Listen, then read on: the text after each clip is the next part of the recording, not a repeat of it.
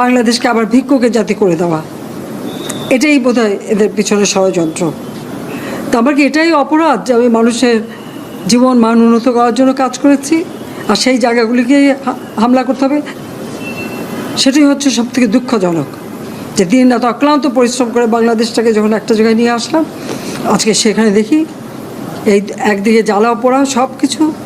ঠিক যে প্রতিষ্ঠানগুলি মানুষের সেবা দেয়, আজকে মেট্রো রেলে চড়ে মানুষ কত অল্প সময়ের মধ্যে সময় বাঁচিয়ে কর্মস্থলে পৌঁছাতে পারতো, আবার ফিরতে পারতো। সেখানে ছাত্ররা, চাকরিজীবী, সাধারণ মানুষ সবাই তো যেতে পারতো। সেই স্টেশনগুলি পুড়িয়ে এখন ট্রাফিক জ্যাম, মানুষের কষ্ট। আমি তো কষ্ট লাঘব করেছি, কিন্তু যারা এইভাবে আগুন দিয়ে পুড়িয়ে মানুষের সে কষ্টে আবার ফেলে দিল, তাদের বিচার দেশের মানুষকেই করতে হবে। আমি খালি সকলের সহযোগিতা চাই। আর এইভাবে মায়ের কোল খালি হোক এটা আমি চাই না, কারণ আমি তো বাবা মা সব হারিয়েছি। আমি তো জানি হারাবার ব্যথা কত কষ্ট, কিন্তু সেই কষ্ট বুকে নিয়ে তো ফিরে আসতে এদেশের মানুষের জন্য। এখানে আমার তো কোনো চাওয়া পাওয়া নাই। আমি তো আমাদের ছেলে মেয়ের জন্য কিছু করিনি, শুধু তাদের লেখাপড়া, নিজেরাই চাকরি করছে, নিজেরাই পড়েছে। আমি কতটুকু করতে পেরেছি, কিন্তু আমি দেশের মানুষের জন্য করেছি। আজকে অন্তত মানুষের ভাত কাপড়ের ব্যবস্থা, চিকিৎসার ব্যবস্থা, তাদের কাজের সংস্থা সবই তো করে দিচ্ছিলাম।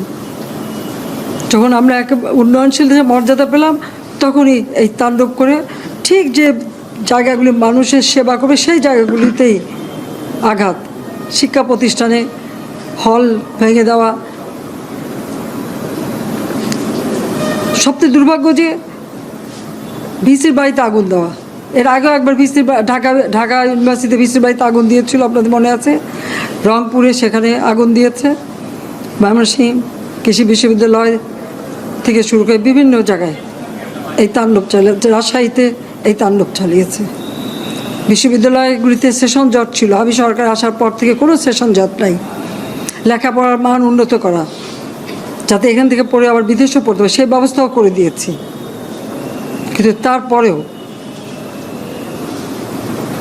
কোটা সংস্কার আন্দোলন, কোটা তো আমি বাতিলই করে দিয়েছি। আমি আহ্বান করেছিলাম যে একটু ধৈর্য ধরো, হাইকোর্টে শুনানি হবে,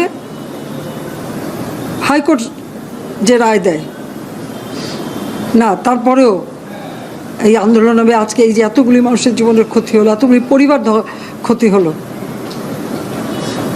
এর দায়িত্ব কাদের? আমি দেশবাসীর কাছে সেই আহ্বান জানাবো যে এই ধরনের ধ্বংসযজ্ঞের জন্য এই দেশকে নিয়ে আর কেউ চালাতে না পারে। আমি সকলের সাহায্য চাই। আর আমি চাই না এইভাবে মায়ের কোল খালি হোক আর এভাবে মানুষ অসহায় হয়ে পড়ুক।